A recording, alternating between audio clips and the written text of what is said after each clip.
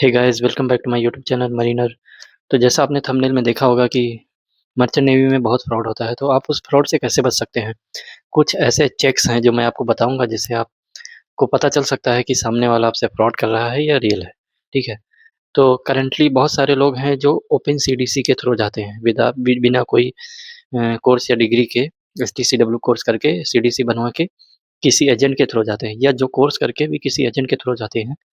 तो 4 से 5 लाख रुपए देते हैं फिर भी कन्फर्म नहीं रहता कि क्या होगा, ये फ्रॉड है या नहीं है। 50% केसेज़ में तो फ्रॉड हो जाता है। तो आपको मैं आज बताऊँगा कि क्या ऐसे बेसिक चेक्स हैं, जो आप कहीं जाना नहीं है, आप घर पे अपने फ़ोन पे ही चेक कर सकते हैं, जिससे आपको मालूम चल जाएगा कि आपके साथ फ्रॉड हो रहा है कि नहीं। तो पहला है जैसे कि आप मर्चेंट नेवी में जाना चाहते हैं, ख़ास करके ये रूरल एरियाज़ के लोग होते हैं, जिनको ज़्यादा आइडिया नहीं होता है।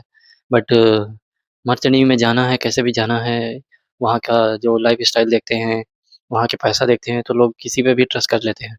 ठीक है, मान लीजिए आप किसी ने आपको बोला है कि इतना पैसा लगेगा, आपको मैं सिर पे चढ़ा दूँगा।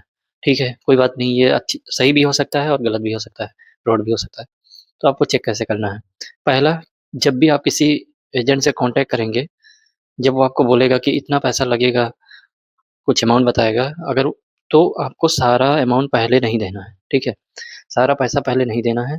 सेकंड चीज़ कि उसको पूछना है कि आप किस कंपनी में मुझे आप जॉइन कराओगे, ठीक है?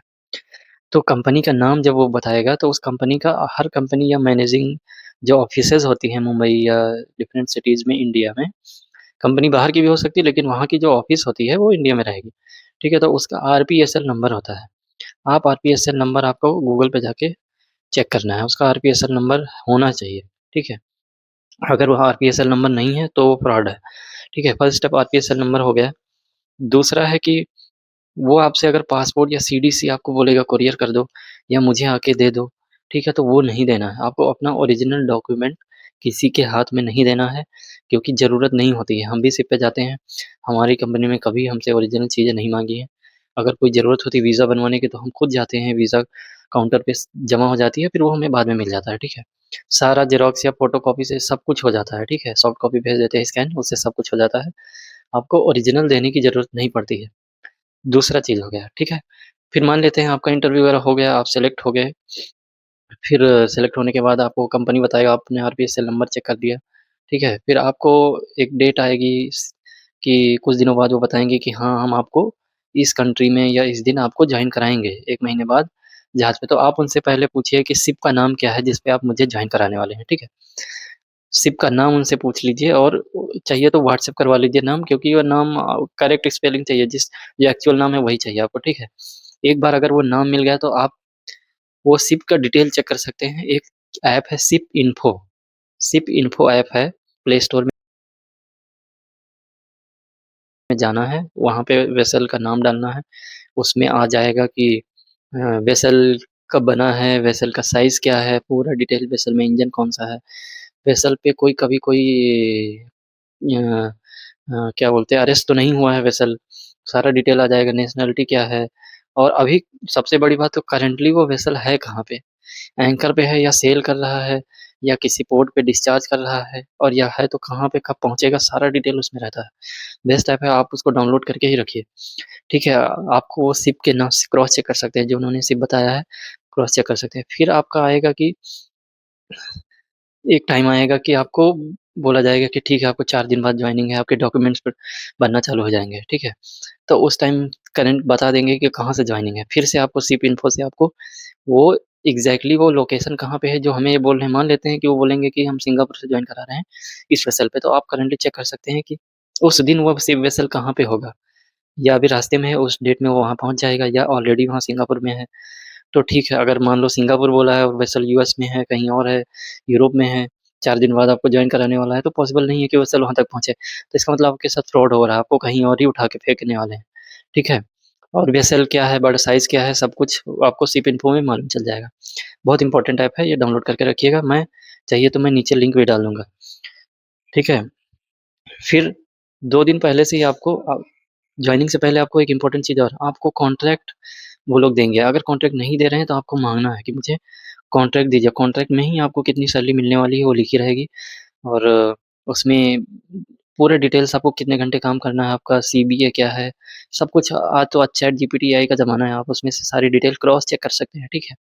एक बार आप क्रॉस चेक कर लेंगे, सब कुछ सही है तो ओके है, आपका कॉन्ट्रैक्ट कितने दिन का है, कब से कब तक का है, सैलरी कौन-कौन से सैलरी कैसे मिलेगी, डॉलर में मिलेगी, इंडियन रुपीज़ में मिलेगी, ठीक है? वो आपका अकाउंट डिटेल भी माँगेंगे, अकाउंट डिटेल माँगना ही चाहिए क्योंकि इम्पोर्टेंट है आपकी सैलरी किसमें आएगी, ठीक है?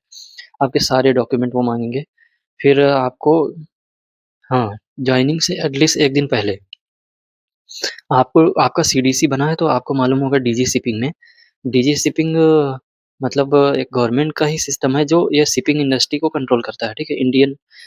ये इंडिया का है, तो उसमें सारे सीफ़ेयर का डेटा होता है, कब जॉइन कर रहे हैं, कब साइन अप कर रहे हैं, तो वो आपको ओपन करना है।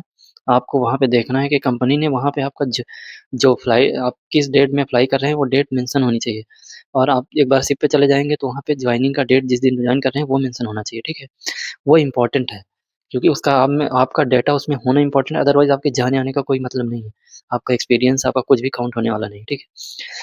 तीसरी चीज़ कि हाँ, आपको कुछ अगर आपका इंडिया से बाहर जॉइनिंग हो रहा है, तो आपको कुछ डॉक्यूमेंट हैं, जो आपको एयरपोर्ट पे लेके ही जाना है, फर्स्ट हो गया है, टिकट हो गया है, दूसरा हो गया है कि कॉन्ट्रैक्ट हो गया है आपका, कॉन्ट्रैक्ट साइन करके कॉन्ट्रैक्ट होना चाहिए, ठीक है? फिर लेटर ऑफ गारंटी, एजेंट को एक लेटर इश्यू करता है कंपनी, जो एजेंट आपको एयरपोर्ट से ले जाके शिप पे जॉइन कराएगा, आप अपने आप से तो नहीं जा सकते। वो होना चाहिए, एक फॉर्म आई है, फॉर्म आई मतलब डीजी शिपिंग का ही जो कंपनी अपलोड करेगी तुम्हारी डिटेल वो आएगी वही है फॉर्म आई, ठीक है? तो फॉर्म आई ले लेना है। अगर वीज़ा चाहिए, अगर आपका यूएस वगैरह के लिए यूएस वीज़ा है ओके, यूरोप के लिए शेंजन वीज़ा है, अदरवाइज़ जिस कंट्री में जा रहे हैं उसका वीज़ा चाहिए, ठीक है?